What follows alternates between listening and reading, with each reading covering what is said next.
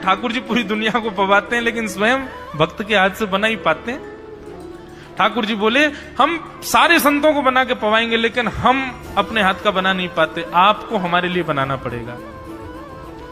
त्रिलोचन जी की पत्नी बोली, छोटा सा बालक, इसका आधे हाथ का तो इसका पेट है, एक रोटी में झिक जाएगा ये, इसके लिए मैं बना दिया करूंगा। ठीक है लला, तू बिल्कुल चिंता मत करो, तुम्हारे लिए भोजन हम बना दिया करेंगे। हमारी एक शर्त और सुन लीजिए। बोले क्या? हम कितना भी खाएं हमको टोकना नहीं कभी कि इतना क्यों खा रहे हो। त्रिलोचन जी बोले भैया हम क्यों टोकेंगे, तुम बढ़िया 2-3 रोटी खा लिया करना।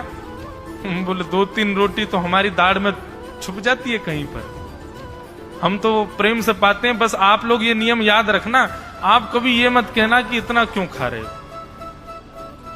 और सुनिए एक बात, अगर हमारे सामने कही तो अपराध बनेगा ही, आपका नियम टूटेगा ही।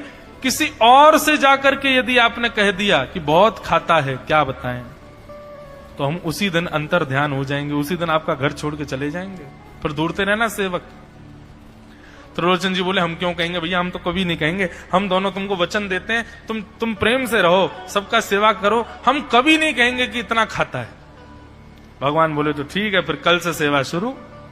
अगले दिन महाराज त्रिलोचन जी और पत्नी उठे सवेरे ब्रह्म मुहूर्त में, देखा तो महाराज भीतर ही ठाकुर जी बढ़िया अपनी कमर कस करके, सिर पर ढांटा बांध करके, मुंह पर कपड़ा लगा करके और कढ़ाई में लिए चला रहे हैं, बना रहे हैं दाल। एक हाथ से दाल बना रहे हैं, फिर दौड़ के जाते हैं दूसरी कढ़ाई पे, वहां पर खीर बना रहे हैं, फिर कहीं जाते हैं वहां पूड़ी उछाल उछाल करके धर रहे हैं। त्रिलोचन जी और उनकी पत्नी देख रहे खड़े खड़े, अकेले ठाकुर जी सब बना रहे हैं, नेक्सा सा बालक। 8 बजे से संतों की जमात आनी प्रारंभ हो गई, सुबह के समय हो गया। महाराज अकेले ही पत्तल लेकर के दौड़ते हैं, सारे संतों को पत्तल बांटे आते हैं, फिर अकेले ही सामग्री लेकर के जाते हैं और लेकर के सबको बांटते हैं। त्रिलोचन जी कोई सामग्री लेके जाए तो ठाकुर जी बीच में ही आ जाते हैं, बाबूजी आप जाके बैठो, मैं बांट रहा हूं ना, आप उठ के मत आओ, आप उठ के आओगे सब फैल जाएगा, मैं कर रहा हूं ना सब। अकेले ठाकुर जी, अकेले अंतर्यामी भगवान सब कर रहे थे।